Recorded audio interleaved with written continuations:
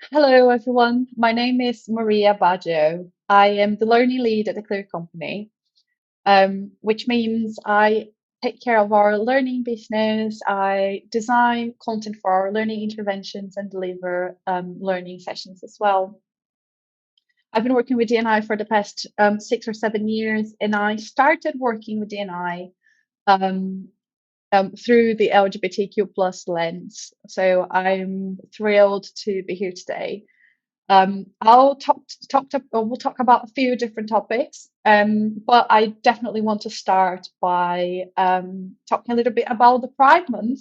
The Pride Month was instituted in June because on the 28th of June, 1969, in New York, a group of LGBTQ plus individuals decided to uh, rebel against the police brutality that they've been suffering for years. So they decided to clash against the police, and that those riots just carried for weeks.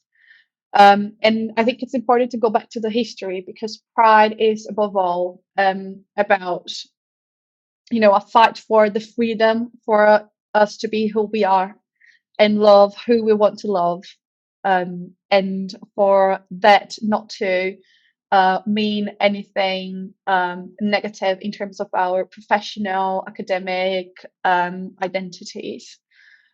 So of course it is a month of celebration as well. So it is a celebration of the beauty that comes from this plurality as well, the beauty of human diversity, of the fact that we are so unique and so different from each other as well. And that's definitely very evidenced on Pride celebrations around the world. And even the rainbow flag itself already talks about that, doesn't it? So, about the different colors in which humans come. Um, and I think what's beautiful as well about Pride, and that will bring me into our next topic for today, which is allyship, is that, there is room for absolutely everyone in Pride. Of course, it is a celebration focused on LGBTQ plus identities, as these identities are marginalized. Um, but it also talks about other ways of being cisgender, other ways of being heterosexual, other ways of raising kids, of having families, and living sexually fulfilling lives, and that definitely includes allies as well. When we think about pride in organizations, of course, we're talking about the possibility of being who we are in organizations and at work. And because LGBTQ plus people are such a small portion of humanity, as we know now, allies are so important because they are the majority, the vast majority usually. So in my personal history, I am a bisexual, non-binary person, and when I was back working in a major organization in Brazil, where I'm born and raised, I had a male partner, which led people to assume I was heterosexual. And as a consequence, I used to hear homophobic comments because people assumed I wasn't part of that group. And that lasted until I moved to another area, to another division, and I had a very, very supportive manager. So she was cisgender heterosexual, but she offered me the openness to talk about my life and the things that I wanted for my future as a polyamory person, the things that I used to do on my weekends. She didn't understand it thoroughly, but she asked the questions very respectfully, and we had very open conversations around my identity, which was absolutely fantastic. So having her as an ally in that context made all the difference to me because I felt very unsafe to speak about my identity in that context and to come out of the closet at work. But with my manager, although we couldn't change the whole organization, at least we had a safe space when it was the two of us. So absolutely key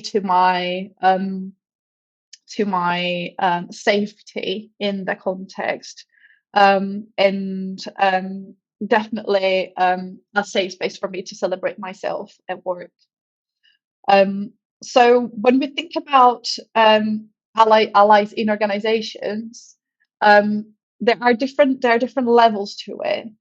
So if we think about the level of policy and process, it might be more difficult for allies to act on it.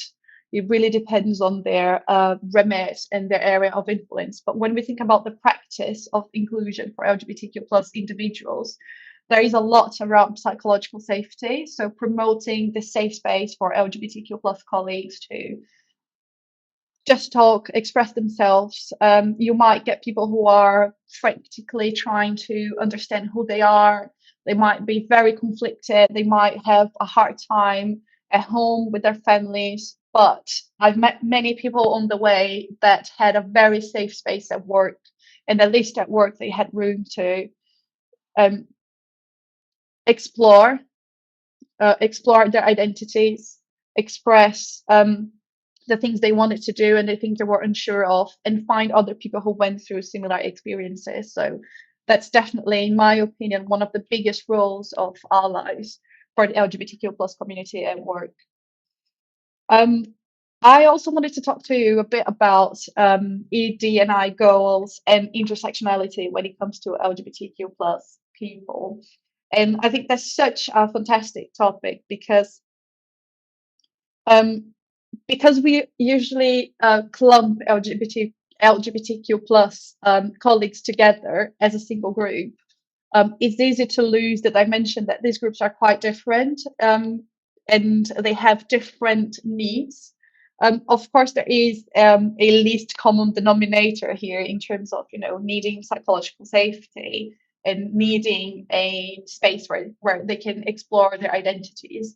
But in terms of the more nuanced needs in terms of policies and processes, it can be quite different.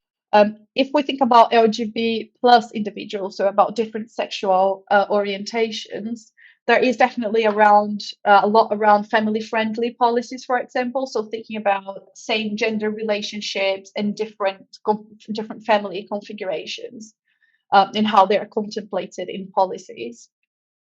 If we think about different gender identities, um, there is things around processes. So, for example, the possibility to use one's chosen name in email signatures, in all public communications. There's also a lot around um, medical policies and being covered in medical treatments by insurers, for example.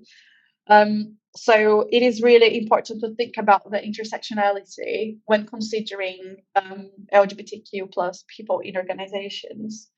Um, Also, thinking about intersections with other groups. So, of course, we have an obvious here, for example, between gays and lesbians. So we have gender intersecting with sexual orientation, but there is a big major intersection between race and sexual orientation, and race and gender identity.